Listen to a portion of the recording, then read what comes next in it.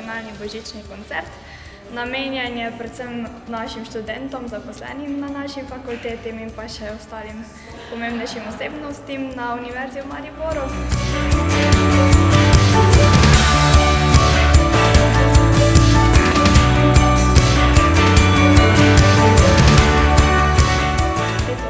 Nastopajo solistične točke, od teh je nekaj bendov, potem naš zbor in pa študentski orkester. Letos je pa še ena posebnost, ki je prvo leto, tudi imamo zunanjega gosta in to je Adi Smolar.